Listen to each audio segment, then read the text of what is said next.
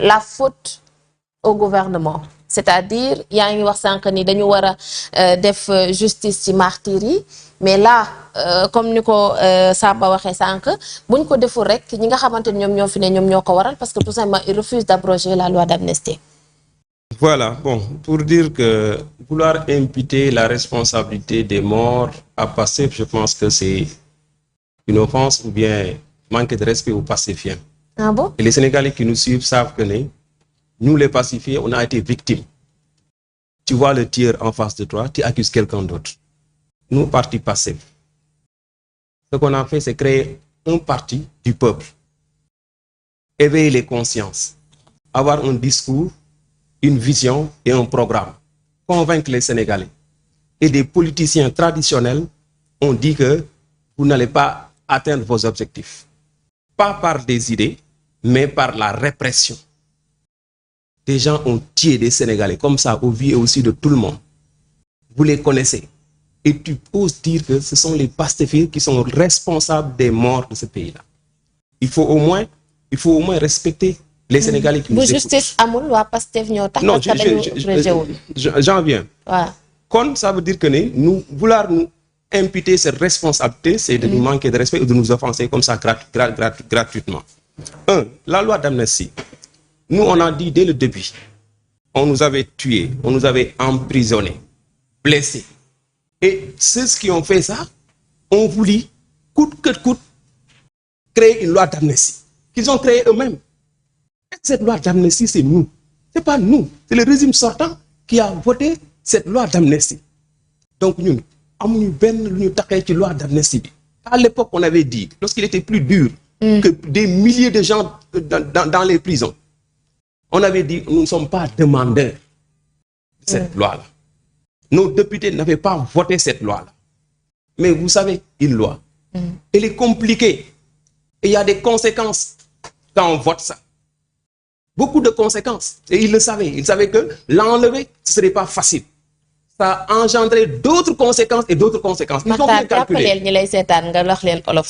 Madame, dañ ko waajal. Parce que xamoon nañ ni cabaxal bi ñu dugal boo xasee ba voté loi bi dindi ko dul yomb. Dina indiwaat yeneen conséquences maanaam ñu tooñ jàpp leen ramasse leen comme ça ay xale yoo xam ne def lu dul gëm un discours gëm un leader politique nga ne ko yow doo ko wane doo ko manifester jàpp ko tëj ko 2 ans wala 1 an. Injustement bu ngeen abrogé woon kon bu boobaa. non écoute il n'a pas entraîné d'autres conséquences. ok ñoo xam ne c'était des victimes. mais ñu war leen dédommager on les a pas dédommagé ñu dugal piège boobu. pour wane ne. bi ñuy wax ci affaire abrogation bi. xamoon ngeen ni carrément ko nii lay lu wax ci leer ñu li ñu wax mooy ni. en politique mën nga def activité mën nga manifester mën nga sàng mais rey nit dafa bokk ci politique. wax lu ñaaw dafa nekk ci politique. non. bi ñu defee loolu ba pare ñoom ñu voté Sénégal yëpp taxaw ñoom ñu voté seen loi amnistie ñu leen on n'est pas demandeur on l'a pas voté nous depuis n'ont pas voté ñu ñëw ne leen yéen ñi jëf ju ñaaw ji dañu leen war a topp ñu ne nañu dem ci justice ñu indi une proposition de loi nañu interpeller cette loi là parce que dañu cee dëxëñ li ñu bëggoon dugg si mooy ni ku ray ak ku def leneen ku torturer sa yoon leen lépp dañ ko effacé bëggoon nañ si dugal sax crime économique gars yi yuuxu ñu tegaat ko fële. ñu ñëw ne nañu rétablir la justice nañu wax ne ñi nga xam ne dañu indi loo xam ne bokku ci politique mooy rey nit mooy torturer nit loolu nañ ko traduire en justice. ñu yóbbu ko à l'assemblée bañ ko yóbbee à l'assemblée ne dañ koy interpréter wax ni liñ ci dugal waru ci dugg conseil constitutionnel nañu kat loolu bokk ci ku rey nit bokk ci ku torturer bokk ci ku def leneen bokk crime économique bokk ci. kon yaakaar naa ñun liñ digg woon ak Sénégalais def nañ ko kon. ku ne xam na ne Pastef ñun nous les victimes ku ñuy wax ne ñun amuñu volonté pour que justice soit faite kon Sénégalais lañ bàyyi Sénégalais apprécier.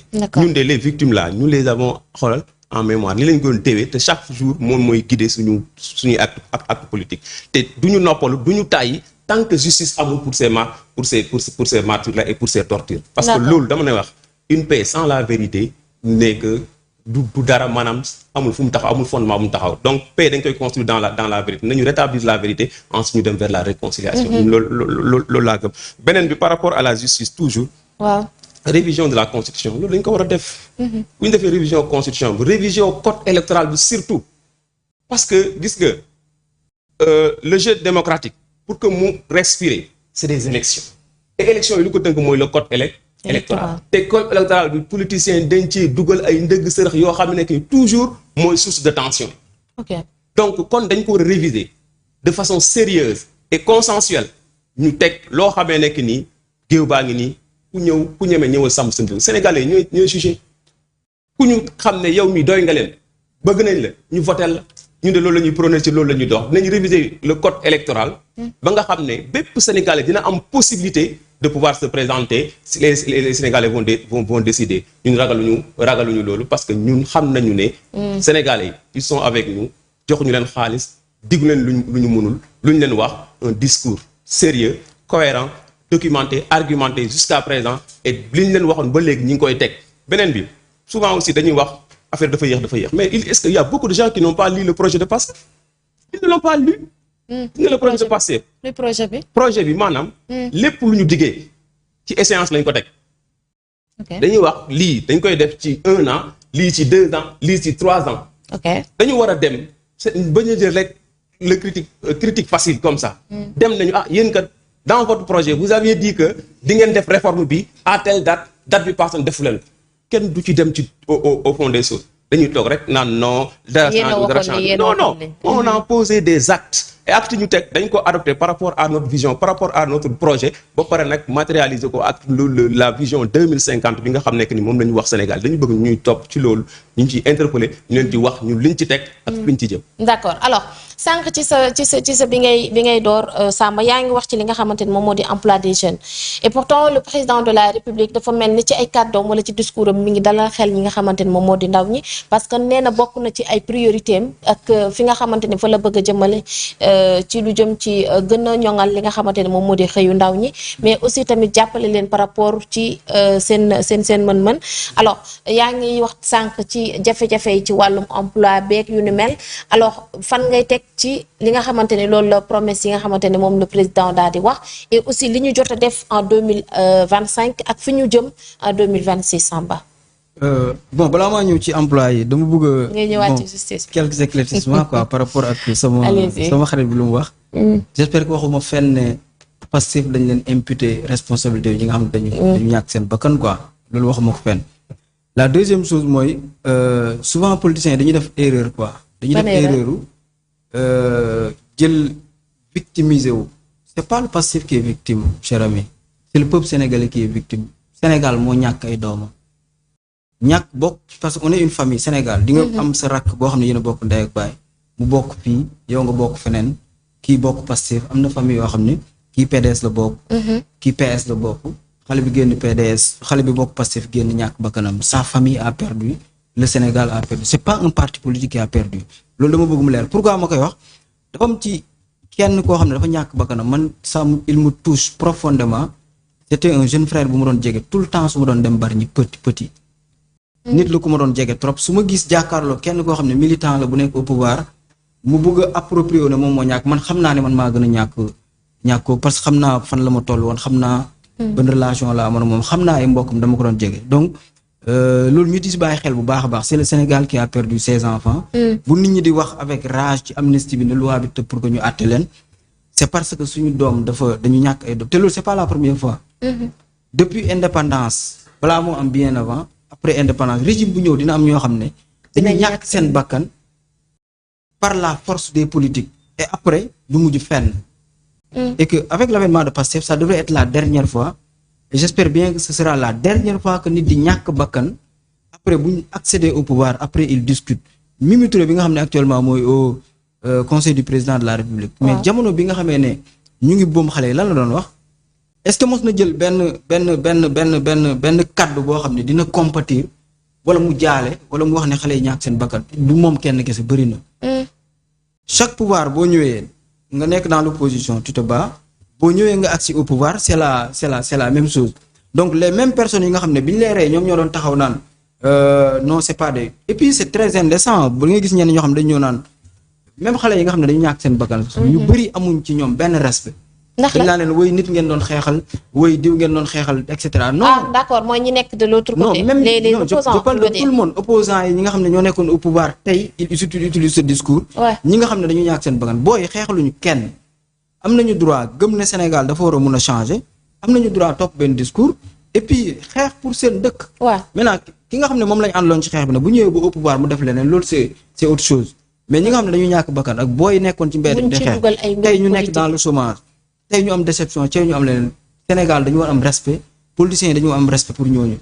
et loolu particulièrement à l'opposition parce que ñoom ñoo jël discours bi capté ko dans ce sens. par rapport à la question de l'emploi pour man il s'agit pas de dire que après dinañ leen wutal liggéey après Abdoulaye Wade waxoon na ko fii Macky Sall ainsi de suite mais ñi nga xam ne amoon nañ seen liggéey nekk ci direction yi di liggéey. ñu ñàkk ko. ñu dàq leen ay licenciement abusif la.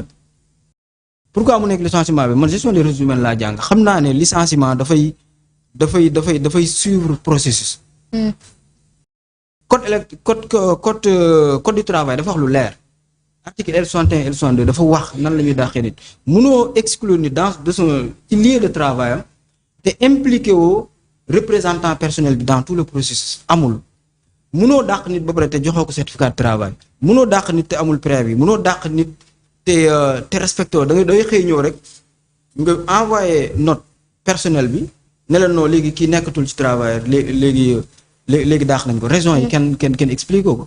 Fadilou Keita bi mu nekkee woon dans l'opposition di liggéey CDC est-ce que biñ ko tëjee mu génnaan ñoo dañ ko dàq non dàquñu ko. Ngagne Demba Touré est-ce que bi mu demee ñëwaat dañ ko wax ne ko non léegi dañ lay dàq définitivement et tant d'autres ñoo xam ne man xam naa leen ñu doon liggéey dans l'administration nekkoon Pastef c'est leur droit le plus absolu ñu bokk parti politique bu leen neex défendre leader politique bu leen neex mais le travail est sacré président de la République na xam ne lépp lu mu ñu wax ci employabilité te ñi nga xam ne dàq nañ leen te teguñu ko fenn jëlaatuñ leen moom daf ñuy foyee quoi ñi nga xam ne am nañ liggéey ba pare nañ ko préserver. ok jël leen ñu liggéey parce que c'est des Sénégalais waxuma ku def faute wala ku liggéey si wul loolu mënuma ko cautionner. mais képp koo xam ne yaa ngi en règle yaa ngi xëy yaa ngi liggéey da ngay daan sa doole. on est tous des Sénégalais et puis ku ci nekk am nga droit nga liggéey nañu am yërmande ci askan bi te yërmande ci askan bi c'est pas yërmande pour ñi ànd ak yow pression wu ñi ànd ak yow pour que nga jël leen ñu liggéey mais dafa war a nekk yërmande boo xam dafa war a yaatu. ci Sénégal yëpp ak kenn ku ci nekk ak fépp foo mun a far. et pourtant dañ ko doon kaas ci wàllum administration bi ñi nga xamante ni peut-être dañuy jël pouvoir après ñu jël di andi seeni ay nit est-ce qu'on peut dire la même chose ci jamono ji surtout nag ci autorités yu bees yi Arona.